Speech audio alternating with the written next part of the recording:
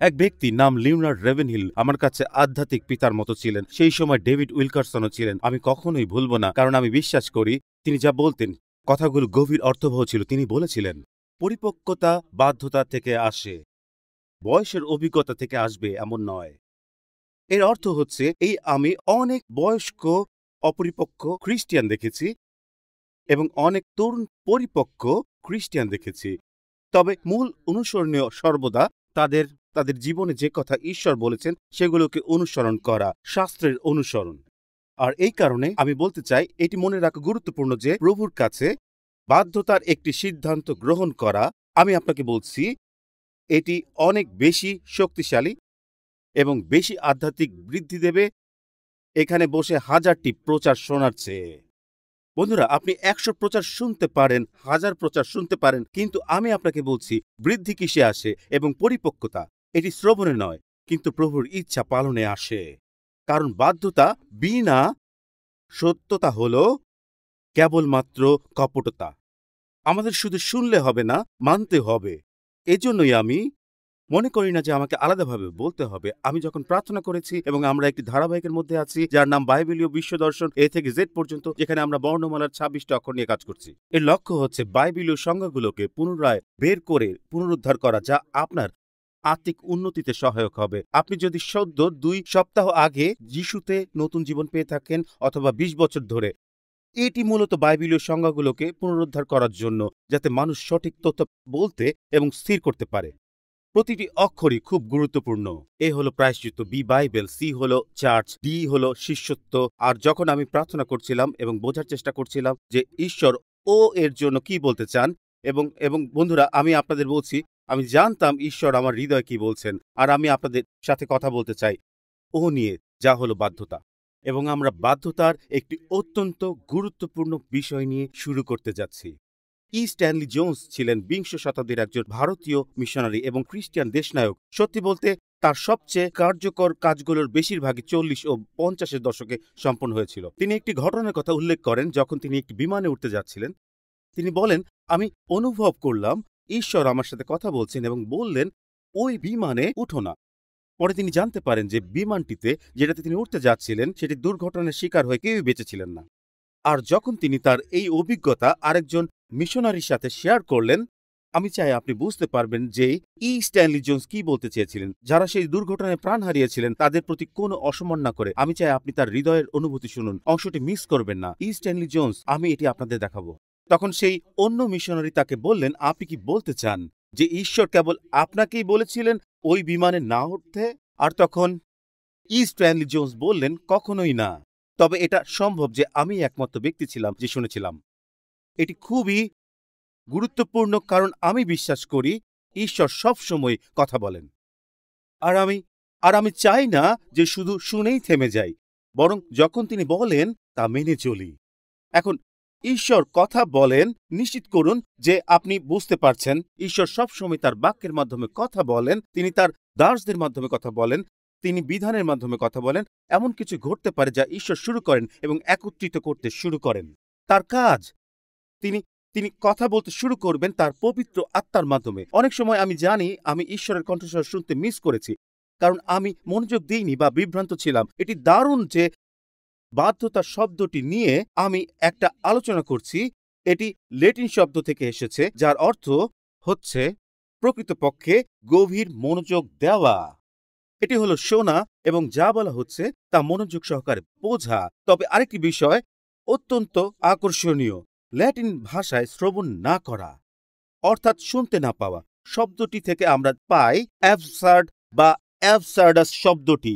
এর অর্থ খুবই গুরুত্বপূর্ণ, কারণ এটি ইঙ্গিত করে যে যখন আমরা আর শুনি না বা মান্য করি না, তখন এটি আমাদের জন্য এবং আমাদের ভবিষ্যতের জন্য সত্যি অর্থহীন হতে পারে।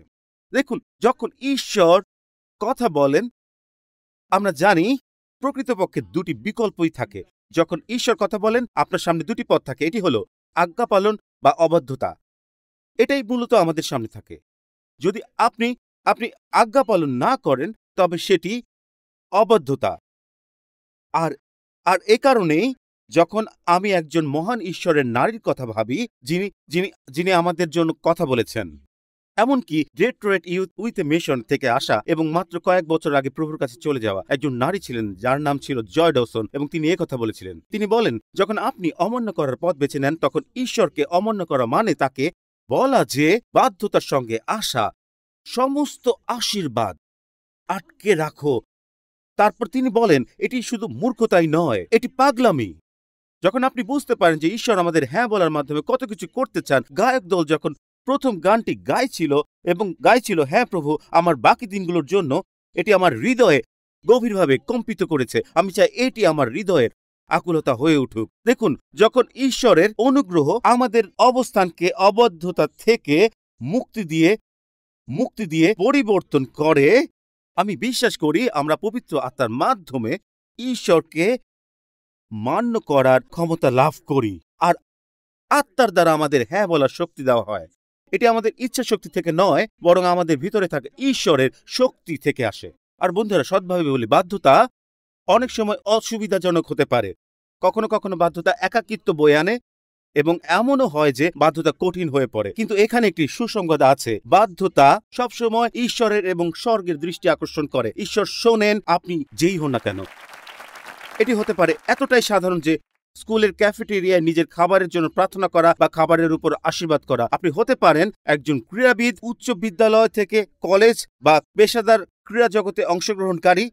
হতে পারে ঈশ্বর এখানে আপনাকে সাহস দিচ্ছেন একটি লকার রুমে সহকর্মী ক্রীড়াবিদদের সামনে দৃঢ় বিশ্বাস বা বাইবেলীয় কোনো বিষয়ে কথা বলার জন্য। অথবা যদি আপনি কোনো প্রতিষ্ঠানে কাজ করেন, তবে একটি তদারককারী যখন আপনাকে সংখ্যাগুলো সম্পর্কে মিথ্যা বলতে বলেন, তখন আপনি তা না করার সিদ্ধান্ত নিতে পারেন, কারণ এটি আপনার সততার বিষয়।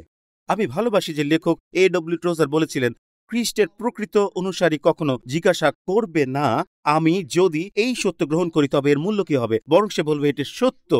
হ্যাঁ, সত্য। ঈশ্বর আমাকে এতে চলার জন্য সাহায্য করুন, যা কিছু ঘটুক না কেন। এ কারণে এটি এতটা গুরুত্বপূর্ণ। বন্ধুরা, আমি আপনাদের বলি, যখন আমি এটি প্রস্তুত করছিলাম তখন বারবার একটি বাক্য আমার মনে আসছিল। আমি ভাবছিলাম আমার পরিবারের জন্য, আমার স্ত্রী এবং 4 সন্তানের জন্য আমি যে সবচেয়ে বড় উপহার দিতে পারি তা হলো ঈশ্বরের প্রতি একটি বাধ্যতাপূর্ণ জীবন। এটি হলো সবচেয়ে বড় আশীর্বাদ যা আমরা যে কেউ দিতে পারি। মায়েরা ও বাবাদের জন্য ঈশ্বরকে শোনা এবং মান্য করা, কারণ আমার বাধ্যতা, আপনার বাধ্যতা পরবর্তী প্রজন্মের উপর প্রভাব ফেলবে। এটি আপনার পরেও বেঁচে থাকে। শুনুন, 2 বিবরণ 12:28 মোশি কি বলেছেন। মোশি এই শব্দগুলো বলেন। তিনি বলেন, এই সব বাক্য সাবধানে শোনো যা আমি তোমাদের নির্দেশ দিচ্ছি, যাতে তোমাদের মঙ্গল হয় এবং তোমাদের পুত্রদেরও তোমাদের পরবর্তী প্রজন্মে চিরকাল মঙ্গল হয়। তোমরা তোমাদের প্রভু ঈশ্বরের দৃষ্টিতে যা সঠিক এবং ভালো তা করবে। যখন আমি ঈশ্বরকে মান্য করি তখন এটি শুধু আমার জন্য মঙ্গলজনক হয় না, এটি আমার ছেলে এবং 3টি মেয়ের জন্য মঙ্গলজনক হয়। এটি ভবিষ্যতের অনেক দূর পর্যন্ত মঙ্গল বয়ে আনে। এজন্য শুনুন, ঈশ্বরের প্রতি বাধ্যতা দীর্ঘস্থায়ী প্রভাব ফেলতে পারে, আর অবাধ্যতারও দীর্ঘস্থায়ী প্রভাব রয়েছে। এ কারণে এটি একটি গুরুত্বপূর্ণ বিষয়। এখন আমি যা বলতে চাই তা হলো, এটুক সময়ে ভাবুন, ঈশ্বরের প্রতি বাধ্যতার সঙ্গে সম্পর্কিত একটি গুরুত্বপূর্ণ প্রশ্ন। শুনুন, এখানে বলছি, কিভাবে আমি জানব যে আমি যিশুকে ভালোবাসি? এটি একটি অত্যন্ত গুরুত্বপূর্ণ প্রশ্ন যখন আমরা বাধ্যতা নিয়ে ভাবতে শুরু করি। যোহন 14:15 যিশু এই কথা বলেন, যদি তুমি আমাকে ভালোবাসো তবে আমার আজ্ঞাগুলো পালন করো। এটি একটি বাধ্যতার বিষয়। ভালোবাসা এবং বাধ্যতা এই দুটি বিষয় একসাথে চলে। কিন্তু বিপদ হলো যখন আমরা তার আজ্ঞাগুলো জানি এবং অনেক সময় আমরা সেগুলোকে আমাদের পছন্দ, রুচি এবং এমনকি আমাদের সংস্কৃতির সঙ্গে মিলিয়ে সম্পাদনা করতে চাই। এটি হচ্ছে নতুন করে লেখা, সংশোধন করা, এমনকি পরিবর্তন করা। এখন আমি চাই আপনি এটি ভালোভাবে বুঝুন, কারণ এটি বাধ্যতার উপর আমার দেওয়া সেরা সংজ্ঞা। বাধ্যতা হলো ঈশ্বরের ইচ্ছা ঈশ্বরের উপায়ে ঈশ্বরের সময় করা। এটি হলো বাধ্যতা। এটি হলো ঈশ্বরের ইচ্ছা ঈশ্বরের উপায়ে ঈশ্বরের সময় করা। অথবা অন্যভাবে বলতে গেলে, বাধ্যতা হলো যা ঈশ্বর বলেন, যখন ঈশ্বর বলেন এবং যেভাবে ঈশ্বর বলেন তা করা। কি ঈশ্বর বলেন, কখন ঈশ্বর বলেন এবং কিভাবে ঈশ্বর বলেন তা করা। এখন প্রথম শমূয়েল 15 অধ্যায়ে বাধ্যতার উপর একটি মহান বাণী আছে এবং এটি দেখায় যে ঈশ্বর বাধ্যতাকে এমনকি উপাসনার চেয়েও বড় করে দেখেন। এখন যা বলবো তা মিস করবেন না। বাইবেল বলেনি যদি তুমি আমাকে ভালোবাসো তুমি আমাকে উপাসনা করবে, বরং এটি বলে যদি তুমি আমাকে ভালোবাসো তুমি আমার আজ্ঞা পালন করো। এটি তাই বলে। যিশু বলেন যদি তুমি আমাকে ভালোবাসো তুমি যা আমি তোমাকে বলি তা পালন করবে। এবং আমি মনে করি আজকের এই মুহূর্তে যখন আপনি আপনার হাত তুলে গান গাচ্ছিলেন, এটি ছিল সেই চাবিকাঠি যা বলছিল আমরা আপনাকে কতটা ভালোবাসি ঈশ্বর। এবং আমরা যিশুর কাছ থেকে শিখি, যিনি ঈশ্বরের পুত্র, যে মূল মন্ত্র যা আমাদের বুঝতে সাহায্য করে তা হলো আমরা ঈশ্বরকে ভালোবাসি কিনা তা আমাদের প্রতিক্রিয়া দ্বারা বোঝা যায়। এটি ধর্মীয় কর্মকাণ্ডের মাধ্যমে নয়, এমনকি উপাসনা দিয়েও নয় বা উপাসনা নিবেদন করেও নয়। এটি হলো ঈশ্বর যা আমাদের করতে বলেন তা করা। এই পদটি সেটাই বলে। এবং আপনি এখানে কিছু বাক্যাংশ চিনতে পারবেন, কারণ এটি একটি পাঠ যাতে বলা হয়েছিল ইসরায়েলের প্রথম রাজা, যিনি চেষ্টা করেছিলেন পুনর্লিখন পরিবর্তন করতে এবং তারপর তার অবাধ্যতাকে ধর্মীয় কর্মকাণ্ড দিয়ে এখানে আড়াল করতে। এখন এই অংশটি শুনুন, যা এক ব্যক্তির প্রতিক্রিয়া যে ঈশ্বরের পথে কাজ করেনি। প্রথম শমূয়েল 15 অধ্যায় 22 পদ। এখানে শমূয়েল ভাবতী বললেন সদাপ্রভুর আদেশ পালন করলে তিনি যত খুশি হন, পুরানো উৎসর্গ ও পশু উৎসর্গে কি তিনি তত খুশি হন? তিনি এটাই বলছেন, তুমি কি মনে করো ঈশ্বর উপাসনা চেয়েছেন না আদেশ পালন চেয়েছেন? এখানে তিনি বলেছেন তুমি মূল কথা মিস করেছ। এবং তারপর এই বিখ্যাত শব্দগুলো, আদেশ পালন উৎসর্গ থেকে ভালো। তুমি সেখানে উপাসনা, স্বেচ্ছাসেবা কাজ, দান যা কিছুই রাখতে চাও রাখতে পারো। এবং আমাদের বলা হয়েছে পশু উৎসর্গের চেয়ে তার আদেশ পালন করা তা আর ভেড়ার চর্বির চেয়ে তার কথার বাধ্য হওয়া অনেক ভালো। তিনি পুরাতন নিয়মের উৎসর্গের সম্পর্কে কথা বলেছেন। তারপর এই শক্তিশালী শব্দগুলো আসছে যা আদেশ পালনের বিপরীতে অর্থাৎ অবাধ্যতার কথা বলে। এবং আমি চাই আপনি দেখতে পান কতটা গভীর এবং শক্তিশালী এই কথাগুলি। বিদ্রোহ করা আর গোনা পড়ার কাজ করা একই পাপ। অবাধ্যতা আর প্রতিমা পূজা একই অন্যায়। তুমি সদাপ্রভুর আদেশ অগ্রাহ্য করেছ, তাই তিনিও তোমাকে রাজা হিসেবে অগ্রাহ্য করেছেন। তিনি বলেছেন তুমি আর রাজা হতে পারবে না। দেখুন 22 পদটি বলছে যে ঈশ্বর আপনার থেকে উপাসনা বা ধর্মীয় কাজের প্রতি প্রচন্ড আবেগের চেয়ে আদেশ পালনকে বেশি পছন্দ করেন। এবং 23 পদটি আমাদের বাস্তবতা বোঝাতে একটি আঘাত, যাতে আমরা বুঝতে পারি কেন এটি এত গুরুত্বপূর্ণ। তিনি অবাধ্যতা বর্ণনা করতে 5টি শব্দ ব্যবহার করেছেন। 5টি শব্দ, এগুলো শুনুন। তিনি বলেন অবাধ্যতা হলো বিদ্রোহ, জাদুবিদ্যা, জেদ, পাপ এবং প্রতিমা পূজার মতো। বন্ধুরা, এটি এত বিপজ্জনক যে যখন আমরা জানি ঈশ্বর কি বলছেন এবং তারপরেও ঈশ্বরের পথে তা না করি যেমন ঈশ্বর বলছেন এবং ঈশ্বর যেভাবে বলছেন এবং যা তিনি আমাদের করতে বলছেন। প্রথম শমূয়েল 15 হলো ইসরায়েলের প্রথম রাজার গল্প, যেখানে তিনি কিভাবে তার ভবিষ্যৎ হারালেন। একটি অভিষেক, এটি মিস করবেন না। অবাধ্যতার মাধ্যমে যদিও তিনি রাজা হিসেবে তার পথ ধরে রেখেছিলেন। আমি এই শব্দগুলো আবার বলি। প্রথম শমূয়েল 15 হলো কিভাবে রাজা শাউলের অবাধ্যতা তার ভবিষ্যৎ অভিষেক হারিয়ে ফেলল, তবু ঈশ্বর তাকে তার পদে রাখলেন। এটি মিস করবেন না। এখন আপনাকে এটি বুঝতে হবে, ঈশ্বর হলেন একমাত্র নিয়োগকর্তা যিনি আপনাকে বরখাস্ত করবেন তবু আপনাকে কাজে বহাল রাখবেন। এটা ভয় পাইয়ে দেয়, কারণ আমি আপনাকে বলবো কেন ঈশ্বর আমাকে সাহায্য করেছিলেন যাতে আমি পুলপিটে থাকতে পারি অবাধ্যতার হৃদয় নিয়ে। ঈশ্বর সাহায্য করেছিলেন যাতে আমি সামনে দাঁড়িয়ে গান গাইতে বা অর্কেস্ট্রাকে বাজাতে পারি বা গানের দলের অংশ বা স্বেচ্ছাসেবক হতে পারি। এবং ঈশ্বর বলেন তুমি তোমার দায়িত্ব পালন করে যেতে পারো, কিন্তু সেখানে কোনো অভিষেক থাকবে না, কোনো নতুনত্ব থাকবে না এবং ঈশ্বরের স্পর্শ থাকবে না। বন্ধুগণ, আমি আপনাকে বলছি এটা আমাকে ভীত করে। আপনি আপনি আপনি বলছেন আপনি ধর্মীয় কাজগুলো করতে চেষ্টা করছেন, ধর্মীয় কাজ, এবং এবং তবুও সেখানে অবাধ্যতা রয়েছে। জয় ডসন আরো বলেছিলেন, এটি শুনুন, বিলম্বিত আদেশ পালন হলো অবাধ্যতা, আংশিক আদেশ পালন হলো অবাধ্যতা, ঈশ্বর যা বলেছেন তা অভিযোগ নিয়ে করা হলো অবাধ্যতা। আমি বলছি ঈশ্বর আমি সমস্যায় আছি। কতবার আমি হ্যাঁ প্রভু বলেছি, কিন্তু আমার আত্মাতে একটি অস্থিরতা ছিল।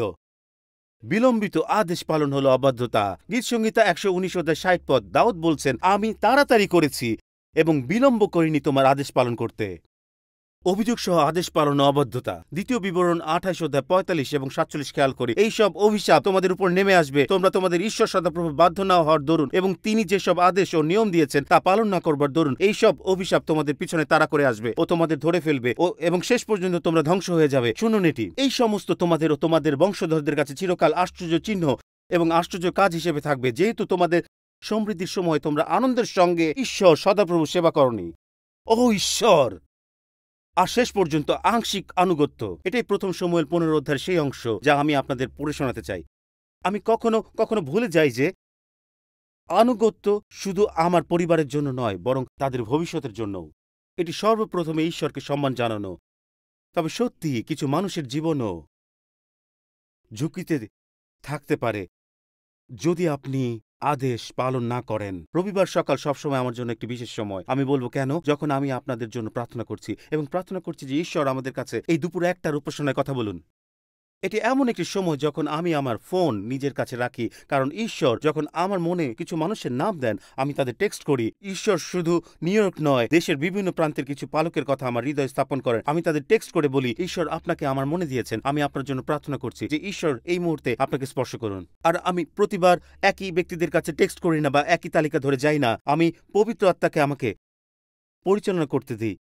২ সপ্তাহ আগে আমি একজন পালকের সাথে কথা বলছিলাম, যিনি বলেছিলেন, আপনাকে ধন্যবাদ জানাতে চাই কারণ আপনি পবিত্র আত্মার কথা শুনেছেন। আমি জিজ্ঞাসা করলাম, আপনি কি বলতে চান? তিনি বললেন, ২ মাস আগে এক রবিবার সকালে আমি উঠে গির্জায় যাওয়ার প্রস্তুতি নিচ্ছিলাম।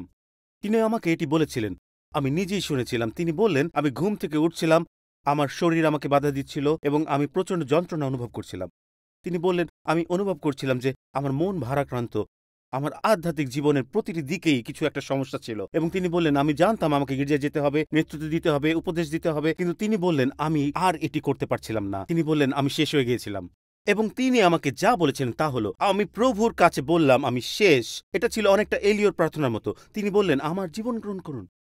তিনি রবিবার সকালে গির্জায় যাওয়ার আগে এই প্রার্থনা করেছিলেন এবং আমি বললাম, আমি এই ধরনের প্রার্থনা বুঝি। আপনি শুধু বলতে থাকেন, আমি আর চলতে পারছি না, আমি আর কিছু করতে পারছি না। এবং তিনি বললেন, আমি সত্যি ঈশ্বরের কাছে প্রার্থনা করেছিলাম, আমি শেষ। তিনি বললেন, আমি আর পারছি না। তিনি বললেন, আমার জীবন গ্রহণ করুন। এবং তিনি বললেন, যখন আমি এই শব্দগুলো বললাম আমার ফোনে একটি ডিং শব্দ হলো এবং একটি টেক্সট আসলো যা আপনি পাঠিয়েছিলেন, যাতে লেখা ছিল, আমি আপনার জন্য প্রার্থনা করছি যাতে ঈশ্বর আপনাকে শক্তি দেন, যাতে আপনি আজ নতুন অনুগ্রহ এবং নতুন আত্মা নিয়ে ধর্মীয়ভাবে উপদেশ দিতে পারেন। তিনি আমার দিকে তাকিয়ে কান্না করতে থাকলেন। ধন্যবাদ প্রভুর প্রতি, প্রভুর জন্য আপনার আনুগত্যের জন্য ধন্যবাদ। ধন্যবাদ প্রভুকে শোনার জন্য, কারণ আপনার আনুগত্যের জন্যই আমি আজও এখানে আছি। এটা এক মুহূর্তের জন্য ভাবুন বন্ধুরা, আমি সেই অনুভূতিটা অনুভব করিনি। আমি জানি না এটা ছিল শুধুমাত্র একটি টেক্সট, কিন্তু তিনি জানতেন, শুধুমাত্র ঈশ্বরই জানতেন যে এমন একটি সাধারণ টেক্সট হয়তো তার মনোবল বাড়াতে সাহায্য করবে, তাকে বলবে যে আমি ঈশ্বরের সাহায্যে এটি করতে পারি। তাই আমাকে বলতে দিন। এখন আমি আপনাদেরকে প্রথম শমূয়েলের বইয়ের একটি আনুগত্য এবং অবাধ্যতার গল্প বলবো। এটি ইসরায়েলের প্রথম রাজা শাউলের সম্পর্কে। ঈশ্বর যখন তাকে আদেশ দিয়েছিলেন তখন তিনি পরিষ্কার ছিলেন। ঈশ্বর শাউলকে কখন, কিভাবে এবং কি করতে হবে তা পরিষ্কারভাবে জানিয়েছিলেন। এবং ঈশ্বর শাউলকে যা করতে বলেছিলেন তা হলো অমালেকীয় জাতিকে সম্পূর্ণভাবে ধ্বংস করতে বলেছিলেন। সম্পূর্ণ ধ্বংস করার আদেশ। শাউল সেই আদেশ পালন করতে যায়, কিন্তু শাউল ঈশ্বরের আদেশের উপর সম্পাদনা করে এবং শত্রু রাজাকে এবং সেরা জিনিসগুলো নিয়ে আসে। আমি এক মুহূর্তের জন্য থামতে চাই। আমি একজন অনুগত মানুষ হতে চাই। যখন আমি আপনাদের সেই পালকের গল্পটি বলছিলাম তখন আমি কিছু যোগ করেছিলাম এবং এখন ঈশ্বর আমাকে শাস্তি দিয়ে বলেছেন যে তিনি আসলে সেটা বলেননি, তা সঠিক ছিল না। এবং আমি শুধু ঈশ্বরের প্রতি আনুগত্য দেখাচ্ছি এবং তিনি আমার কাছে বলেছেন আমি চাই। এবং তারপর আমি যোগ করেছিলাম, আপনার পাঠানো বার্তা আমাকে জীবিত রেখেছিল, এটি সঠিক ছিল না। এখন কিছু লোক আমাকে দেখে বলছে এটি শুধুমাত্র একটি অতিরঞ্জন ছিল। আমি আপনাদের বলছি এটাই আনুগত্যের ফল। আপনি যদি প্রচার করতে থাকেন, তবুও বাস্তবে আমি এটি পড়ছি এবং পবিত্র আত্মা বলছেন তাদের বলো তুমি মিথ্যা বলেছ। আমি ভাবছি আমি এখানে আনুগত্য সম্পর্কে কথা বলছি। আমি শুধু আপনাদের বলছি, আমি শুধু বলতে চাচ্ছি, আমার নোটে লেখার শব্দগুলো দেখছি এবং সবকিছু অস্পষ্ট হয়ে যাচ্ছে এবং আমি একটি শব্দ দেখতে পাচ্ছি, মিথ্যা। তাদের বলো। আর আমি ভাবছি, আমি তো এটা লিখিনি, কিন্তু পবিত্র আত্মার প্রতি আনুগত্য আমার কাছে অন্য কিছু থেকে অনেক বেশি গুরুত্বপূর্ণ বন্ধুরা। এটি অন্য কিছু থেকে অনেক বেশি গুরুত্বপূর্ণ, এবং এজন্য আমি সতর্ক থাকতে চাই। কারণ এখানে আমি যা শিখছি তা হলো, যখন আপনি কিছু বাড়িয়ে বলেন, অতিরঞ্জিত করেন, এবং এমনকি একটি গল্প বলার সময় আপনি আসলে আপনার বাড়ানো এবং মিথ্যার উপর নির্ভর করতে শুরু করেন, যা আপনাকে বহন করে ঈশ্বরের অভিষেকের পরিবর্তে। বন্ধুরা, আমার কথা শুনুন। যদি আপনি একজন নেতা হতে চান, আমি চাই আপনি শোনেন। এখন আমি আপনাদের বলি, ঈশ্বর শুধু সত্যকে অভিষিক্ত করতে পারেন। তখনই অভিষিক্ত করবেন যখন আপনি সত্য বলবেন। তাই আমি কৃতজ্ঞ বন্ধুরা। আমি বলতে চাই, আমি লজ্জিত। আমি পবিত্র আত্মার জন্য কৃতজ্ঞ। ঠিক আছে, চলুন এবার শুরু করি। ঈশ্বর শৌলকে বলেন সমস্ত অমলকীয়দের ধ্বংস করে ফেলতে। শৌল গিয়েছিলেন, কিন্তু শৌল ঈশ্বরের আদেশ পরিবর্তন করেন, এবং তিনি যা করেছিলেন তা হলো, তিনি রাজা এবং যা ছিল তার মধ্যে সেরা তা ছিল, সেগুলো বাড়ি নিয়ে আসেন তার বিজয়ের পর। এবং এই অধ্যায়ে এই সংঘর্ষটি দেখানো হয়েছে। এটি শুরু হয় শমূয়েলের রাজাকে অভিষেকের মাধ্যমে, এবং শেষে নতুন রাজাকে বলতে দেখা যায়, তুমি ভবিষ্যতে আর রাজা থাকবে না। ঈশ্বর তোমার অধিকার কেড়ে নিয়েছেন এবং তোমার অভিষেকও সরিয়ে নিয়েছেন। ভাবুন তো, সে যুদ্ধে জয়ী হলেও ভবিষ্যৎ হারিয়ে ফেলেছে। এটি একটি বিজয়ে পরাজয়। তাই আপনি যদি নিজের ইচ্ছামতো আংশিক আনুগত্য করেন, তবে আপনার ভবিষ্যৎ হারাতে পারেন। তাই এই কথা মনে রাখুন, যখন আমরা এটি পড়ি, শৌল সেই সব কিছুই মুছে ফেলেছে যা সে চেয়েছিল। ঈশ্বর যেসব মুছতে বলেছেন তা নয়। প্রথম শমূয়েল 15:1 শমূয়েল শৌলকে বললেন, সদাপ্রভু তার লোক ইসরায়েলীয়দের উপরে তোমাকে রাজপদে অভিষেক করবার জন্য আমাকে পাঠিয়েছিলেন। এখন তুমি সদাপ্রভুর কথায় কান দাও। এখন তাই প্রভুর বাক্যগুলো শুনুন। তাহলে অভিষেকের মাধ্যমে রাজা হওয়ার প্রক্রিয়া শুরু হতে যাচ্ছে। সর্বশক্তিমান ঈশ্বর বলেন, ইসরায়েলীয়দের মিশর থেকে চলে আসবার পথে অমলকীয়দের তাদের বিরুদ্ধে দাঁড়িয়েছিল বলে আমি তাদের শাস্তি দেব। এখন তুমি গিয়ে অমলকীয়দের আক্রমণ করবে। এখন এখানে দেখুন এই শব্দগুলো, এবং তাদের যা কিছু আছে সব ধ্বংস করে ফেলবে। তাদের প্রতি কোনো দয়া করবে না। তাদের স্ত্রী, পুরুষ, ছেলে, মেয়ে, দুধ খাওয়া শিশু, গরু, ভেড়া, উট, গাধা সব মেরে ফেলবে। এবং আমি চাই আপনারা শেষের দিকে কি ঘটেছে তা দেখুন 9 পদে। কিন্তু শৌল ও তার সৈন্যরা অগাকে বাঁচিয়ে রাখলেন, এবং অমলকীয়দের ভালো ভালো গরু, ভেড়া, মোটাসোটা বাছুর এবং ভেড়ার বাচ্চা, এক কথায় তাদের যা কিছু ভালো ছিল সেগুলো তারা বাঁচিয়ে রাখলেন। সেগুলোকে ধ্বংস করে দিতে তারা রাজি হলেন না। আপনি কি আদেশটির পরিবর্তন দেখতে পাচ্ছেন? ঈশ্বর বলেন, আমি সবকিছু ধ্বংস করতে চাই। তিনি নাক গলিয়ে পরিবর্তন করলেন। এখন বন্ধুরা, আমি আপনাদের এটি বলতে চাই, এটা অনেক সহজ বিষয় যে ঈশ্বর যা বলেছেন তা করা। তা যতই কঠিন হোক না কেন, না করার পরিণতি মোকাবেলা করার চেয়ে তা অনেক সহজ। এর চেয়ে বরং আমি চাইব বাধ্য হতে, যদিও তা অনেক কঠিন হবে। তবে অবাধ্যতার ফলে যে কঠিনতর পরিস্থিতি হবে, সেই পরিণতি থেকে ভালো। এটা এটা এটা এটা শুধু ঈশ্বর যা চান তা করা, সমস্ত ধর্মীয় বিষয়বস্তু যোগ করার চেষ্টার পরিবর্তে।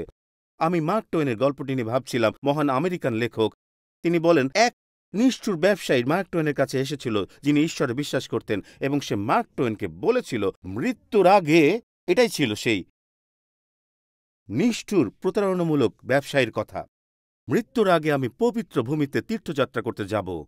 আমি গিয়ে সিনয় পর্বতে আরোহণ করব এবং সেখানে 10 আজ্ঞা উচ্চ স্বরে পড়ব, পর্বতের শীর্ষে উঠে। মার্ক টোয়েন বলেছিলেন, আমার একটা ভালো আইডিয়া আছে, বোস্টনে থাকুন এবং 10টি আদেশ পালন করুন। এটা আরও অনেক ভালো হবে। সুতরাং এই সমস্ত কসরতগুলোর মধ্যে যাওয়ার পরিবর্তে শুধুমাত্র ঈশ্বর যা চান তা করতে বলাই তার কথার উদ্দেশ্য।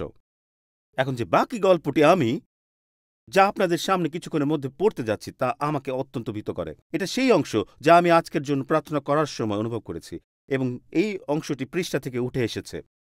কারণ যে ঘটনা ঘটেছে তা তা এমন একটি প্রক্রিয়া যা শুধুমাত্র তখনই নয়, আমি মনে করি এটা এখনো ঘটছে। এবং আমি আপনাদের সাথে এই বিষয়ে শেষ কয়েকটি মুহূর্ত কাটাতে চাই, যা আমি আরাধনা এগিয়ে পিছু হটা বলে অভিহিত করি।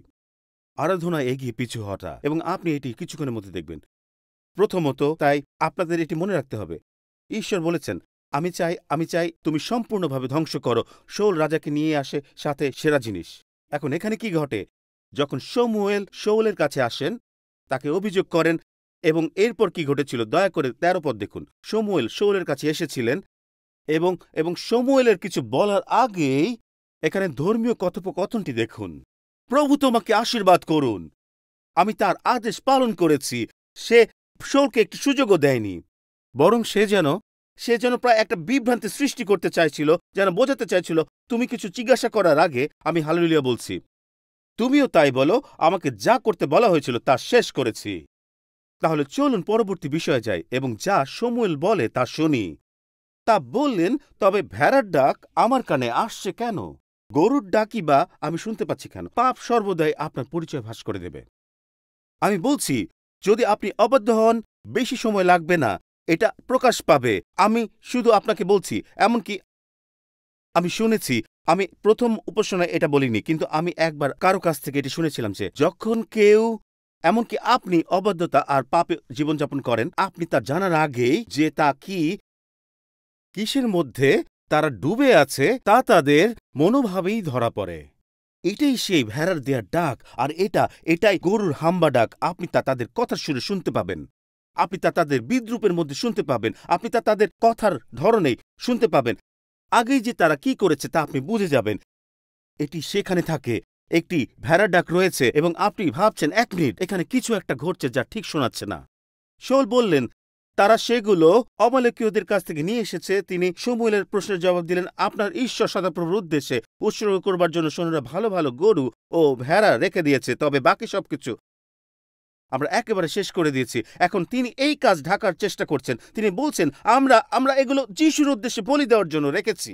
এই কারণেই আমরা এটা করেছি। শমূয়েলের প্রতিক্রিয়া কি ছিল তা পড়ার আগে আমি এটা বলি, শাউলের এই অদ্ভুত এবং অযৌক্তিক জবাব সম্পর্কে টোজার এটি বললেন, এইভাবে বলেছেন যে ব্যক্তি খ্রিস্টের কাছে শুধুমাত্র তার সাহায্য পাওয়ার জন্য আসে, কিন্তু তাকে মান্য করার কোনো ইচ্ছা রাখে না। সে আসলে নতুন জন্ম লাভ করতে পারে কিনা তা নিয়ে যথেষ্ট সন্দেহ আছে।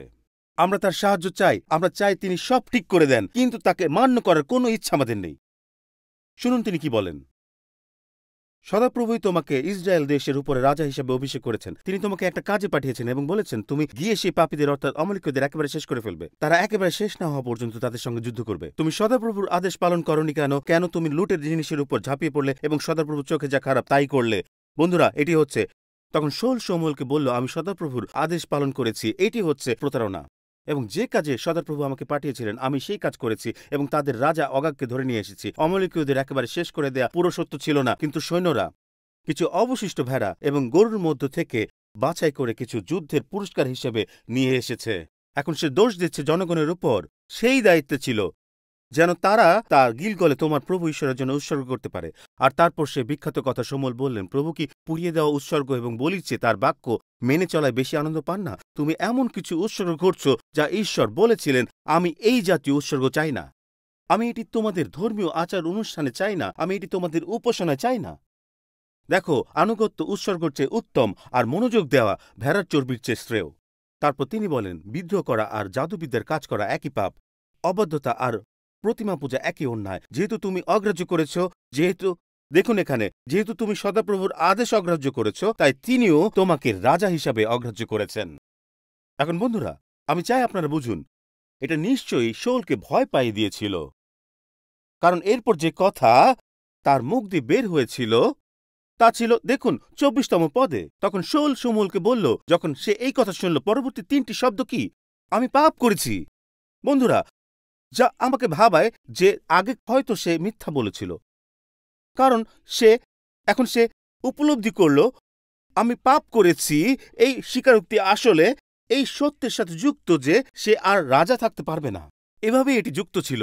এটা অনেকটা সেই ব্যক্তির মতো যে তখনই বাস্তবতায় ফিরে আসে যখন সে তার বিবাহ নষ্ট করছে বা তার কাজের জায়গায় গণ্ডগোল করছে। সে সচেতন হয় না যতক্ষণ না সে শোনে আমি ডিভোর্স চাই বা তুমি বরখাস্ত। তখন হঠাৎ করে আমরা যখন ফলাফলের মুখোমুখি হই তখন বিনয়ী হয়ে যায়। এই পদে এটি লেখা 24 পদে, আমি পাপ করেছি, আমি সত্যি প্রভুর আদেশ এবং তোমার কথার অবদ্ধ হয়েছি, কারণ আমি লোকদের ভয় পেয়েছিলাম এবং তাদের কথা শুনেছিলাম। এখন লক্ষ্য করুন সে কিভাবে কথা বলছে। এবার সে নিজেই ঠিক করতে চায় কি করা উচিত। সে বলল, অনুগ্রহ করে আমার পাপ ক্ষমা করুন এবং আমার সঙ্গে ফিরে চলুন, এখানে দেখুন, যেন আমি প্রভুর উপাসনা করতে পারি। কিন্তু শমূয়েল শাউলকে বললেন, আমি তোমার সঙ্গে যাব না, তুমি সদাপ্রভুর আদেশ অগ্রাহ্য করেছ, তাই সদাপ্রভু তোমাকে ইসরায়েলের রাজা হিসেবে অগ্রাহ্য করেছেন। আর যখন শমূয়েল ফিরে যাওয়ার জন্য ঘুরলেন, শাউল তার পোশাকের কোণ ধরে টেনে ছেড়ে ফেলল এবং তোমার প্রতিবেশী যে তোমার চেয়ে উত্তম তার হাতে তা দিয়ে দিয়েছেন। যিনি ইসরায়েলের গৌরব, তিনি মিথ্যা কথা বলেন না কিংবা মন বদলান না। তিনি মানুষ নন যে মন বদলাবেন। তারপর তিনি বললেন, আমি পাপ করেছি। আর এখানে বন্ধুরা, আর এখানে বিষয়টি অন্ধকার হয়ে ওঠে। তিনি যা বললেন, আমি পাপ করেছি, কিন্তু আমার জাতির বৃদ্ধ নেতাদের ও মানুষের সামনে আমার সম্মান রাখুন, যেন এটা শুধু আমাদের মধ্যে থাকে, আর আমার সাথে ফিরে যাও, যাতে আমি তোমার ঈশ্বর প্রভুর উপাসনা করতে পারি। আমাকে শুধু আমি যা নিয়ে এসেছি তা নিয়ে চলতে এবং আমার আরাধনার কাজ চালাতে দিন। এবং দুঃখের বিষয়, শমূয়েল শাউলকে অনুসরণ করা বন্ধ করলেন। শাউল কি করলেন? সদাপ্রভুর আরাধনা করলেন। তিনি বললেন, আমার পাপ ক্ষমা করুন, কিন্তু আমার সঙ্গে আসুন যাতে আমি প্রভুর আরাধনা করতে পারি। প্রিয়জনেরা, এটাই সেই মূল। আমি সত্যি আমার হৃদয়ে বিশ্বাস করি এটি আজকের সময় গির্জা এবং খ্রিস্টান ধর্মের মধ্যে একটি বিপজ্জনক অনুশীলনের উৎস। এই আরাধনায় এগিয়ে পিছু হটা, আমাকে এটি সংজ্ঞায়িত করতে দিন। দেখুন, এটি খুবই গুরুত্বপূর্ণ। আমি এটি শক্তভাবে অনুভব করেছি পবিত্র আত্মার দ্বারা। আরাধনায় এগিয়ে পিছু হটার ব্যক্তি হল সেই খ্রিস্টিয়ান যে স্পষ্ট অবদ্ধতার মধ্যে থাকা সত্ত্বেও আরাধনা করতে পারে খুবই তীব্রভাবে। আমাকে আবার বলতে দিন, অবাধ্যতা নিয়ে উপাসনা করতে থাকা হল সেই ব্যক্তি যে এই তীব্রতা সহ হাত তুলে প্রভুকে উপাসনা করে, প্রাণের উৎসাহে প্রতিটি উপাসনা গান গায়, কিন্তু স্পষ্ট অবাধ্যতা সহকারে জীবনযাপন করে। বন্ধুরা, আমি আপনাদের বলছি, এটি ঘটছে মঞ্চে প্রচারক, নেতা এবং বিশ্বাসীদের মধ্যে। আর এখানে সে ভুল ধর্মীয় তত্ত্বটা রয়েছে, এবং এটি মিস করবেন না। এই ভুল ধর্মতত্ত্বটি হচ্ছে, আরাধনা হলো আমার অনুতাপ। এটি হলো, যদি আমি অবাধ্যতার মধ্যে জীবনযাপন করি তবে আমি আমার উপাসনা দ্বারা তা আড়াল করি। আপনি এখানে থাকতে পারেন, গান গাইছেন বা উপদেশ দিচ্ছেন, অথবা কোনো পরিচর্যায় বা গির্জা পরিচালনা করছেন এবং মনে করতে পারেন যে শুধু কোনো কিছু গভীরভাবে করলে আমি তা আড়াল করতে পারব। বন্ধুগণ, একমাত্র যা পাপকে আড়াল করতে পারে তা হলো যীশু খ্রিস্টের রক্ত। এটা একমাত্র যে আমাদের পাপ আড়াল করতে পারে। এক মুহূর্তের জন্য এখানে থামুন। তাহলে পলায়নটা কি? এটি আমি শুধু বলতে চাই, কারণ পলায়ন সবচেয়ে সহজ কাজ, কারণ আপনি এখানে কিছু করেন না। এখান থেকে শুরু হয়। এটি কোনো বড় ঘটনা নয়, এটি ধীর গতিতে ফেসে যাওয়া। ভাবুন তো, সিম্পসন তার শক্তি হারিয়েছিল যখন সে ঘুমাচ্ছিল। এটি জেরি ভাইন্সের কথা। 60-এর দশকের ফ্লোরিডার এক বিখ্যাত ব্যাপটিস্ট প্রচারক। আমি যা পড়ছিলাম, তিনি বলেছিলেন, এইসব শব্দ আমাকে চ্যালেঞ্জ জানিয়েছে। তিনি বলেন, আপনি কি এখন পলাতক? তিনি বলেন, এই প্রশ্নের উত্তর দেওয়ার জন্য আমি আপনাকে সাহায্য করব। একজন পলাতক খ্রিস্টান হলেন সেই ব্যক্তি যিনি যিশুর কাছে আগে যেভাবে ছিলেন এখন ততটা নন। এরপর তিনি বলেন, আপনার জীবনে এমন কোনো সময় ছিল যখন আপনি প্রভুর প্রতি এখনকার চেয়ে বেশি উৎসর্গিত ছিলেন? এমন কোনো সময় ছিল যখন আপনি এখনকার চেয়ে আরও বেশি ঈশ্বরের উপস্থিতি অনুভব করেছিলেন? কখনো এমন কোনো মুহূর্ত ছিল যখন যীশু খ্রিস্টের প্রতি আপনার ভালোবাসা এই মুহূর্তের চেয়ে বেশি বাস্তব ছিল? এবং যদি তাই হয়, তবে আপনার একটি জাগরণ প্রয়োজন। আমার জাগরণ প্রয়োজন, আমাদের জাগরণ প্রয়োজন। কারণ প্রশ্ন হল, যখন আপনি উপাসনায় উপস্থিত পবিত্র আহার গ্রহণ করছেন, তখন কি আপনার মধ্যে পবিত্র আত্মার আগুন এবং সতেজতা রক্ষা করার ইচ্ছা আছে? আমি বলতে চাই, এর মানে কি? শেষবার কখন আপনি উপাসনায় হাত তুলেছিলেন বা বসে দেখেছিলেন, বা পৃথিবী জুড়ে কেউ কেউ বাড়ি থেকে বসে দেখছেন এবং ঈশ্বর এখানে বলছেন যে তুমি থামো। আপনাদের আগে এগোনোর আগে এটি সঠিকভাবে করা প্রয়োজন। কিছু কিছু মানুষ হয়তো আমাকে দেখে বলছেন, পাস্টর টিম, এটা একটু বেশি হয়ে যাচ্ছে, কিন্তু যীশু বলছেন এটি ঘটবে, এটি তার শিষ্যদের জন্য। শুনুন শুনুন শুনুন, উপদেশের পাহাড়ের বক্তৃতার কথা। যীশু এটি বলেছিলেন ঠিক স্বর্গরাজ্যে শিক্ষার পরে। সেই জন্য ঈশ্বরের উদ্দেশ্যে বেদির উপরে তোমার দান উৎসর্গ করবার সময় যদি মনে পড়ে যে তোমার বিরুদ্ধে তোমার ভাইয়ের কিছু বলবার আছে, তখন তিনি বলেন, থামো, উপাসনা বন্ধ করো, তোমার উপহারটি বেদির উপর রেখে দাও, আগে গিয়ে সম্পর্ক ঠিক করো, তারপর ফিরে এসে সঠিকভাবে উপহার দাও। তিনি আমাদের সতর্ক করে দিচ্ছেন যে সবচেয়ে বিপজ্জনক ব্যাপার হলো এমন অভ্যাসে পড়ে যাওয়া যেখানে আমরা অবদ্ধতার মাঝেও উপাসনা চালিয়ে যেতে চাই। এটি একটি ভয়ঙ্কর অবস্থা যা আমাদের যে কারো জীবনে ঘটতে পারে। আজকের ভাষা এটি এভাবে পড়া যেত, তুমি যখন এখানে উপাসনায় বসে আছো এবং গাইছো, আমার জীবনে তুমি সর্বদা বিশ্বস্ত, তখন পবিত্র আত্মা এসে বলে, 1 মিনিট, আমি বিশ্বস্ত, কিন্তু এই মুহূর্তে তুমি নও। তুমি হাত তুলে উপাসনা করছো, অথচ তুমি তোমার প্রেমিকার সাথে অবৈধ সম্পর্কে জড়িত আছো। তুমি হাত তুলে উপাসনা করছো, কিন্তু অন্য কারো বিরুদ্ধে মন্দ কথা বলছো। তুমি জোরে গান গাইছো, অথচ দান ও দশমাংশে আমাকে ঠকাচ্ছ। হাত নামিয়ে রাখো, আগে বিষয়টি ঠিক করো, তারপর ফিরে এসো এবং পরিষ্কার হাত ও বিশ্বস্ত হৃদয় নিয়ে উপাসনা করো। বন্ধুরা, আমরা যখন যৌথ প্রার্থনা ছিলাম, ঠিক কিছুদিন আগের কথা, আমরা যৌথ প্রার্থনা ছিলাম এবং আমি তখন ছোট্ট কাপগুলো খোলার আগেই আমরা সেগুলো কোভিড এবং সুরক্ষার জন্য ব্যবহার করি, আমি সেটা বুঝি। কিন্তু যখন আমি সে কাপগুলো খুলছিলাম, তখন পবিত্র আত্মা আমাকে বললেন, ক্ষমা চাইবার আগে তুমি যৌথ প্রার্থনা কমিউনিয়ন গ্রহণ করবে না। তুমি একটি স্টাফ সদস্যের সাথে তীক্ষ্ণভাবে কথা বলেছিলে। তাই আমি তাকে বলছিলাম, ঠিক আছে, গাইতে থাকো, গিয়ে যাও, যতক্ষণ না আমি এটি মিটমাট করতে পারি। কারণ আমার কাছে এটি গুরুতর বিষয় যে রক্তকে সম্মান জানাতে চায়, তার আগে আমার হৃদয় সঠিক অবস্থানে আছে কিনা নিশ্চিত করা দরকার। এমন অভ্যাসে পড়তে চাই না যে আমি প্রচার চালিয়ে যাচ্ছি যখন আমি জানি যে আমার এবং আমার স্ত্রীর মধ্যে কিছু ঠিক নেই। আমি নিশ্চিত করতে চাই যে আমি প্রচার করছি, অথচ আমার জীবনে পাপ নেই। আমি আপনাকে নিশ্চিত করতে চাই আমি আমি আমি অভ্যস্ত নই। বিপদ হলো উপহার ও প্রতিভার উপর নির্ভর করা যখন ভিতরের আগুন নিভে যাচ্ছে। পবিত্র আত্মার কাজ এখানেই। আর শুনুন, আমি বুঝি কিছু লোক ভাবছে এটাই সেই কারণ আমি এই গির্জায় যেতে চাই না, বা আজ আমি এখানে আসতে চাইনি। এটা 4 জুলাই, আমাদের হটডগস খাওয়া উচিত ছিল, কিন্তু এখানে আমরা চিৎকার করছি। সবাইকে বলছি, আমাকে বলতে দিন। আমরা আজ আপনার ভবিষ্যৎ বাঁচানোর চেষ্টা করছি, আমরা আজ আপনার জীবন বাঁচানোর চেষ্টা করছি, যাতে আপনি বুঝতে পারেন এর গুরুত্ব। যখন আপনি ক্ষমার বিষয়ে একটি বার্তা শুনছেন, বসে আছেন, ও এটা তো ভালো কথা ছিল, এর পরিবর্তে আপনাকে সত্যি বোঝার চেষ্টা করতে হবে। আপনি এটি কাকে পাঠাতে পারেন? নাকি আপনি নিজে ভাবছেন, ঈশ্বর আপনি আমাকে কি বলছেন? যখন আপনি সততার উপর একটি বার্তা শুনছেন, তখন আপনি ভাবছেন, হ্যাঁ, আমি কিছু লোককে চিনি যারা চুরি করছে, আর ঈশ্বর বলছেন, তুমি কি শুনছো? কারণ এইটা এত আশ্চর্যজনক। আমরা আজ একটি গান গাচ্ছিলাম এবং আমি ভাবছিলাম সব সেই গানগুলোর কথা যা আমরা অতীতে গিয়েছি। আমি বলছি, এই স্থানে আরাধনার জন্য ঈশ্বরকে ধন্যবাদ, এবং এখানে যা আরাধনা হয় তার জন্য। কিন্তু এটা আমার কাছে অবাক করার মতো, যত গান আমরা গাচ্ছিলাম, আর তার মধ্যে এমন ছিল যা বলছিল, আমার আফসোস আছে, আমি আমি আমি ভুল করেছি, আমি কখনো একটি আধুনিক আরাধনা গানে অবাধ্যতা এই শব্দটি শুনিনি। জানি এটা কোন শব্দের সাথে মেলে না, কিন্তু কেউই সেটা বলে না। এটা হলো অবাধ্যতা।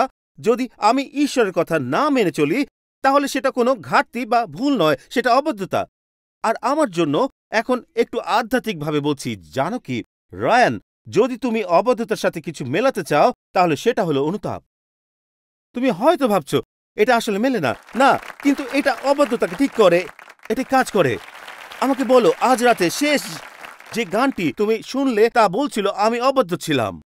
না, আমরা এখন এমন কিছু গানও আর শুনি না। কেউ দয়া করে অবাধ্যতা এবং অনুতাপ নিয়ে একটি গান লিখুন। শোল আরাধনা করতে চেয়েছিল, কিন্তু অবাধ্য হতে চায়নি। শোল আরাধনা করতে চেয়েছিল, কিন্তু অবাধ্য হতে চায়নি। আর গল্পটি শেষ হয়, এবং আমরা এখন শেষ করার প্রস্তুতি নিচ্ছি। গল্পটি দুটি অদ্ভুত ঘটনার সাথে শেষ হয়। শোল তার হাত উপরে তুলে আরাধনা করছে, আর শমূয়েলকে আগাগকে হত্যা করতে হয় এবং বাধ্যতা পালন করতে হয়। যখন শোল আরাধনা করছে, শমূয়েল বাধ্যতা পূর্ণ করতে চেষ্টা করছে। আর শোল তার হাত তুলেছিল যখন তার হাতে তলোয়ার থাকা উচিত ছিল। এটা তলোয়ারবিহীন হাত হলো সেগুলো যেগুলোর জন্য ঈশ্বর আপনাকে কিছু কেটে ফেলতে, কিছু ত্যাগ করতে, কিছু বন্ধ করতে বলেছেন, কিন্তু আমরা সেগুলো ধরে রেখেছি এবং আমাদের হাতে তলোয়ার নেই।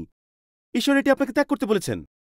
আমি আপনাকে বলছিলাম, এই নম্বরটি কেটে ফেলুন, সেই ব্যক্তির সাথে যোগাযোগ বন্ধ করুন যিনি আপনাকে আঘাত করেছেন, কিন্তু আমরা সাধারণত সেটা ধরে রাখি। আমাদের হাতে তলোয়ার নেই এবং আমরা একই মনোভাব ও অনুশাসনহীনতা ধরে রাখি, যা আমাদের বিপজ্জনক অবস্থায় ফেলে।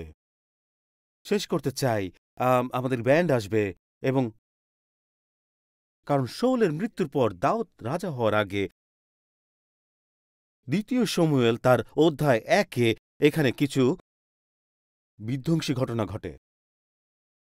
কারণ এটি এই কাহিনীর শেষ নয়, গল্পটি শেষ আসলে ২০ বছর পর। এবং বন্ধুরা, আপনি এটি কয়েক মুহূর্তের জন্য ধরে রাখুন। এটি এটি এটি প্রায় এক প্রকার গল্পের শেষ এবং একটি একটি পিন পতন মুহূর্ত। মনে রাখবেন, ঈশ্বর যা বলেন তা কখনো কমিয়ে দেখবেন না বা পরিবর্তন করবেন না, কারণ তার বলার পিছনে একটি কারণ রয়েছে। গালি ব্যবহার করা বন্ধ করুন এবং নিজেকে বিবেচনা করুন। নিজেকে বিবেচনা করুন। নিজেকে ভাবা বন্ধ করুন যে আপনি একজন পরিপক্ক খ্রিস্টিয়ান। আমি এটি ব্যবহার করতে পারি। বন্ধ করুন। ঈশ্বরের জন্য একটি কারণ রয়েছে। তিনি আপনার চেয়ে আরো দূর ও ভবিষ্যৎ দেখতে পারেন। শাউলকে সমস্ত অমলকীয় ধ্বংস করতে বলা হয়েছিল, কিন্তু সে রাজা ও সেরা অংশটি রাখতে চেয়েছিল। ঈশ্বর বলেছেন, আমি অমলকীয়দের সম্পূর্ণ ধ্বংস চাই। আমি যোগ করব, আমি আবার বলবো। এখানে দেখুন, ২০ বছর পর দাউদ যখন এক পা দূরে তার রাজা হওয়ার পথে, আমাকে বলতে দিন, যখন তিনি জানতে পারলেন শাউলের মৃত্যু সম্পর্কে, যুবক ছেলেটি আসলো এবং শাউলের মৃত্যুর কথা বলল। কারণ দাউদ যে কিনা শাউলের ছেলে জোনাথনকে ভালোবাসতেন, বললেন, বলো বলো সে এখনো বেঁচে আছে। এবং এখানে যা বলা হয়েছে, দাউদ বললেন ২ শমূয়েল ১ অধ্যায়ে যে যুবকটি এই খবর এনেছিল, দাউদ তাকে জিজ্ঞাসা করলেন, কি করে জানলে শাউল ও তার ছেলে মারা গেছেন? দেখুন, এখানে যুবকটি তাকে বলল, আমি সেই সময় গিলবয় পাহাড়ে ছিলাম, আর শাউল তখন তার বর্ষার উপর ভর দিয়ে দাঁড়িয়েছিলেন। সেই সময় রথ এবং ঘোড়সওয়াররা তার উপর এসে পড়েছিল। এখন আমার দিকে তাকান। শাউল তার জীবনের শেষ পর্যায়ে পৌঁছাচ্ছিলেন এবং এইভাবে তিনি মৃত্যুবরণ করেন। ৭ পদে তিনি পিছন ফিরে আমাকে দেখতে পেয়ে ডাক দিলেন এবং আমি বললাম, এই তো আমি। তিনি আমাকে জিজ্ঞেস করলেন, তুমি কে?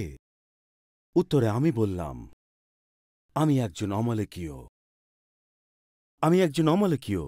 তখন তিনি বললেন, আমার পাশে দাঁড়াও এবং আমাকে হত্যা করো, কারণ আমার যন্ত্রণা আমাকে পেয়েছে এবং আমার জীবন এখনও আমার মধ্যে অবশিষ্ট রয়েছে। ১০ পদ।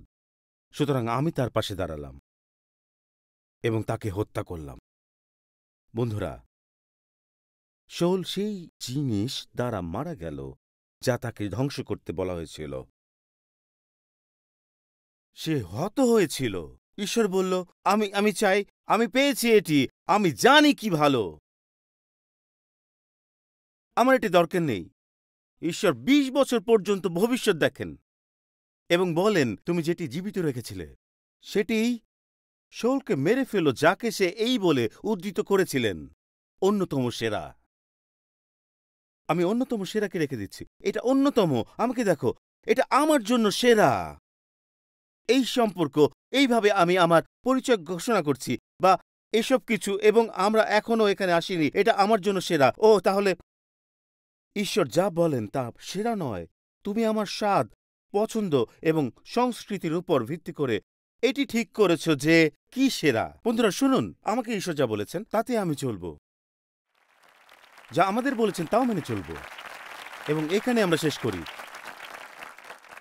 আপনাকে আনুগত্যের সিদ্ধান্ত ঈশ্বর কিছু আদেশ করার আগেই নিতে হবে। ঈশ্বর কিছু আদেশ করার আগে এই সিদ্ধান্ত নিতে হবে। আমরা এটি ভুলভাবে ভাবি। আমরা ভাবি যে এইভাবেই এটি যাবে। আমরা ভাবি ঈশ্বর কথা বলবেন, আমি শুনব, তারপর সিদ্ধান্ত নেব। এটা এমনভাবে কাজ করে না। আমি আগে থেকে সিদ্ধান্ত নিয়েছি, আমি আনুগত্য করব। আপনি যা বলবেন তা মোটেও গুরুত্বপূর্ণ নয়। এটি একমাত্র আদেশ যা মা মরিয়ম দিয়েছিলেন, সেটা একটি বিয়েতে। তিনি বলেছিলেন, ইনি তোমাদের যা করতে বলেন তাই করো। এটাই পথ, যা কিছু তিনি বলেন। আর আলাবামার এক যুবপালক এই প্রার্থনা শিখিয়েছেন। বন্ধুগণ, আমি আপনাদের বলতেই পারব না কতবার আমি এই প্রার্থনা আওড়েছি।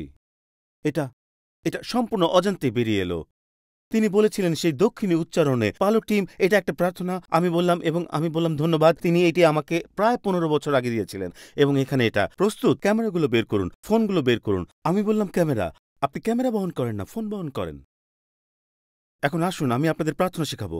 এটা এমনভাবে চলে। ঈশ্বর, উত্তর হলো হ্যাঁ, আপনি প্রশ্ন করার আগেই। উত্তর হলো হ্যাঁ, প্রশ্ন করার আগেই।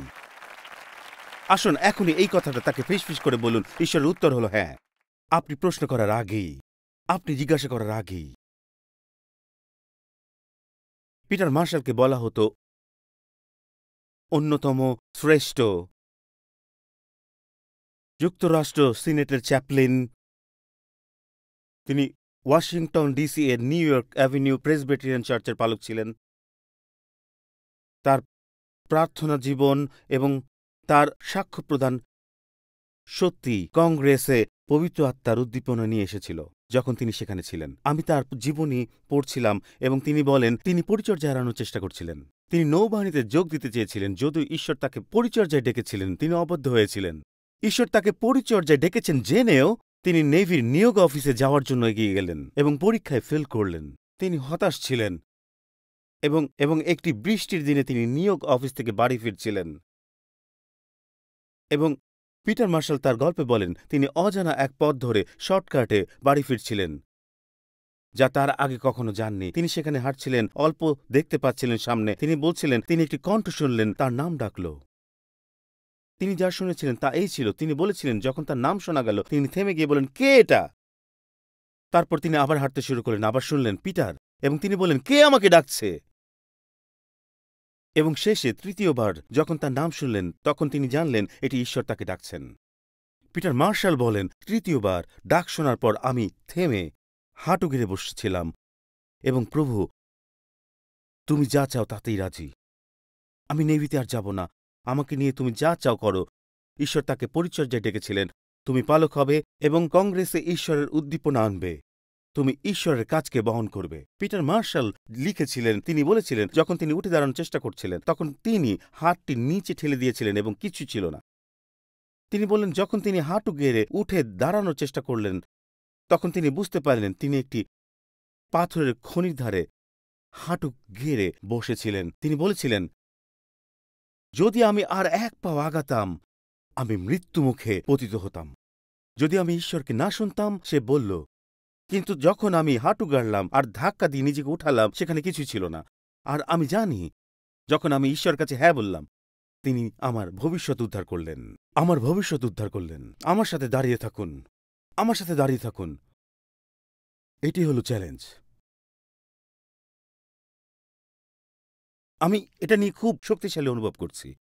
সবাই এতটা শক্তিশালী যে যখন আমরা যে কোনো পদক্ষেপ নেওয়ার আগে, কিছু করার আগে, ব্যালকনি, মূল ফ্লোর, আমি চাই আপনি শোনেন, যারা অনলাইনে দেখছেন, এটা এই মুহূর্ত যখন ঈশ্বর আপনার হৃদয় কথা বলছেন এবং বলছেন আপনাকে ঈশ্বরের সাথে এটা সঠিকভাবে ঠিক করতে হবে। একটি ক্ষেত্র ছিল যেখানে আমি অস্ত্রহীন ছিলাম এবং ঈশ্বর আমাকে প্রশ্ন করছেন, আর একটি পদক্ষেপ নেবেন না? বলুন, হ্যাঁ প্রভু, আমি চাই আপনি এই ক্ষেত্রটি সমাধান করুন।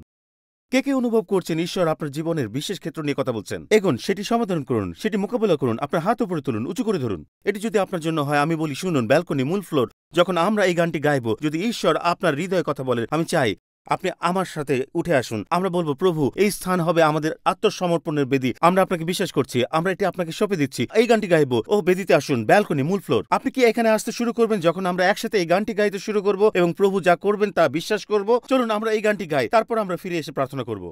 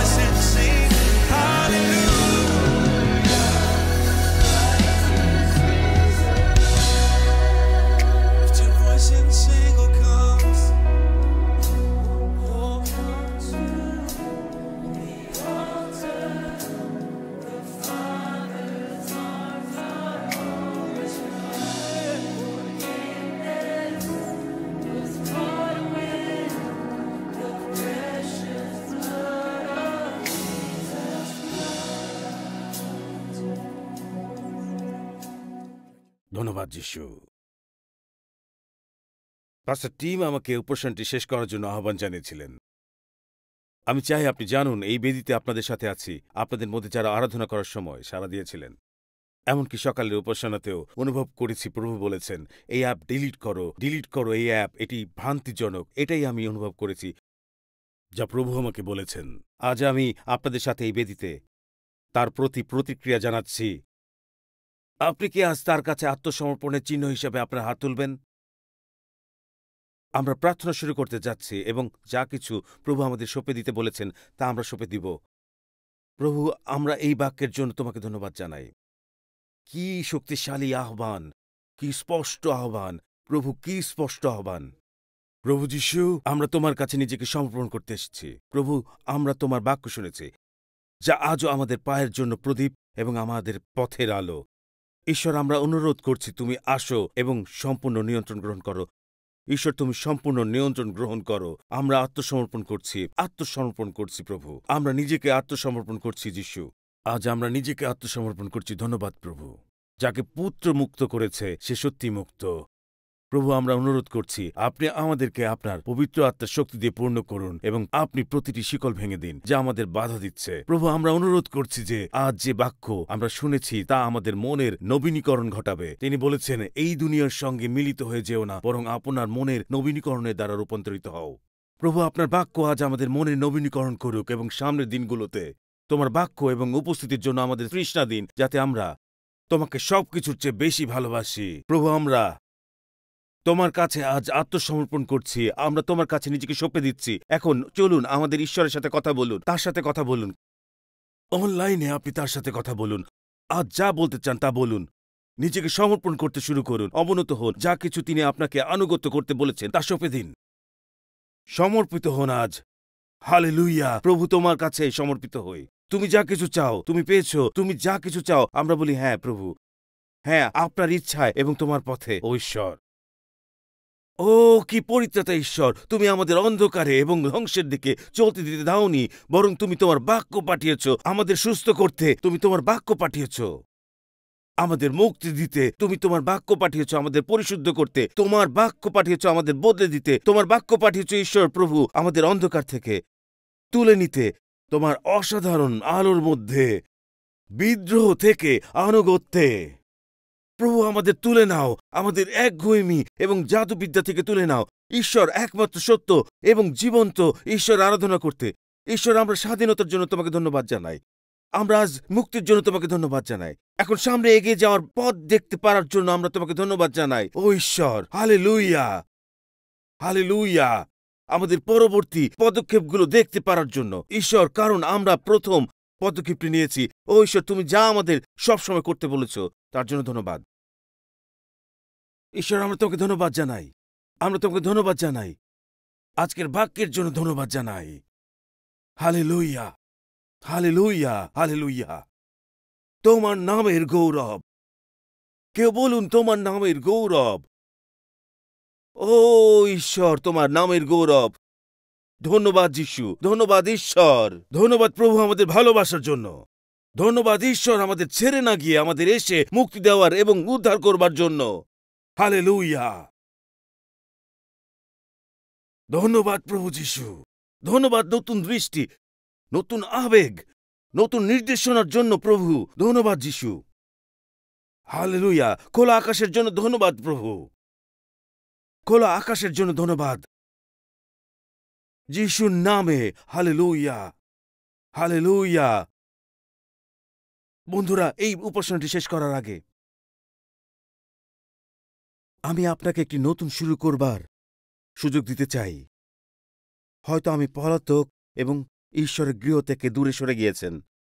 অনেকদিন যাবৎ আপনার ঈশ্বরের আরাধনা করা হয়ে ওঠেনি। আপনি আজ এসেছেন, অথবা আপনি কখনই চার্চে আসেননি আগে, কিন্তু আপনি বুঝতে পারছেন ঈশ্বর ডাকছেন।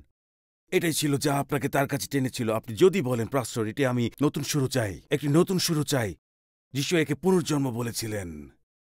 বিশেষ কারণবশত তিনি বলেছেন আমাদের অবশ্যই পুনর্জন্ম নিতে হবে। যা ঈশ্বর বলেছেন তা অপরিহার্য, এর বিকল্প খুঁজতে পারি না। আমরা তা এড়াতে পারি না বা সম্পাদনা করতে পারি না। আমাদের যা ঈশ্বর বলেছেন তা করতে হবে। এটার মানে কি? বাইবেল বলে তিনি তার নিজের কাছ থেকে এসেছেন।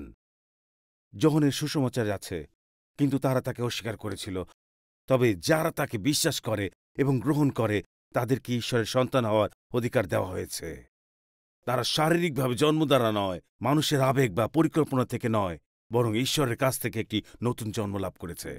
দেখুন, আমরা সবাই শারীরিকভাবে জন্ম পেয়েছি, কিন্তু ঈশ্বর যা বলছেন তা হল আধ্যাত্মিক জন্ম, একটি অতিপ্রাকৃত জন্ম যা শুধুমাত্র ঈশ্বর আমাদের জীবনে এবং আপনার জীবনে সৃষ্টি করতে পারেন। এবং এটি শুরু হয়, এটি খুবই সহজ, ABC এর মতো।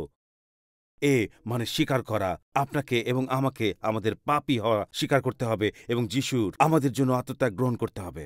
আমরা স্বীকার করি যে আমাদের তার প্রয়োজন এবং আমরা তার সাহায্য ছাড়া এটি করতে পারি না, এবং আমরা তাকে চাই। মানে বিশ্বাস করা। বিশ্বাস করুন যে যিশু আপনার এবং আমার পাপের জন্য বিশ্বের পাপ মুছে ফেলতে জীবন দিয়েছেন, এবং সেটাই যথেষ্ট ছিল। তারপর মানে প্রভু হিসাবে তার স্বীকারোক্তি করা, অর্থাৎ যিশু, তুমি আমার জীবনের অধিকারী। এই মুহূর্তে আমি তোমাকে আমার জীবন পরিচালনা করতে বলছি। আমি তোমার পরিকল্পনা এবং ভবিষ্যৎ চাই। তুমি আমাকে এর চেয়ে বড় কিছুর জন্য সৃষ্টি করেছ, আর আমি সবকিছু এলোমেলো করে ফেলেছি। এখন আমি আমার জীবনের স্টিয়ারিং হুইল তোমাকে সঁপে দিচ্ছি এবং তোমাকে বলছি, যিশু, তুমি আমার জীবনের ড্রাইভার সিটে বসো। আমার পরিবার, ক্যারিয়ার, স্বপ্ন, বিবাহ, সম্পর্ক, আমার ভবিষ্যৎ সবকিছু নিয়ে। ঈশ্বর, আমি তোমাকে বলছি, স্টিয়ারিং হুইলটি নাও এবং নিয়ন্ত্রণ গ্রহণ করো, এবং তুমি আমাকে যে ভবিষ্যতের জন্য সৃষ্টি করেছ তা অনুসরণ করতে আমার পদক্ষেপগুলো সঠিকভাবে পরিচালনা করতে শুরু করো। আমেন। যদি আপনি এটিকে অনুভব করেন এবং বলেন, পাস্টর, আমি পুনর্জন্ম পেতে চাই, আমি নতুন শুরু চাই, আমি আপনাকে বলবো, এখন এই স্থানে আপনার হাত তুলে ধরুন। হাতটি উঁচুতে তুলুন। এটি ঠিক আছে, বিনম্রভাবে। ঠিক আছে, আপনি পরিবার এবং বন্ধুদের মধ্যে আছেন। প্রভুর প্রশংসা হোক। ধন্যবাদ। আর কেউ? আমি পিছনে কিছু হাত দেখতে পাচ্ছি। কেউ এখানে ব্যালকনিতে? কেউ যদি প্রার্থনা করতে চান, আমরা কিছুক্ষণের জন্য প্রার্থনা করব। আপনি কি মাথা নত করবেন এবং আপনি কি আমার সঙ্গে এই প্রার্থনা করবেন? আমরা সবাই একসঙ্গে প্রার্থনা করব তাদের জন্য যারা খ্রিস্টে আসছেন। আজ আমার অন্তর থেকে প্রার্থনা করুন। এই প্রার্থনাটা বলুন, প্রিয় প্রভু যিশু, আমি বিশ্বাস করি যে আপনি ঈশ্বর পুত্র।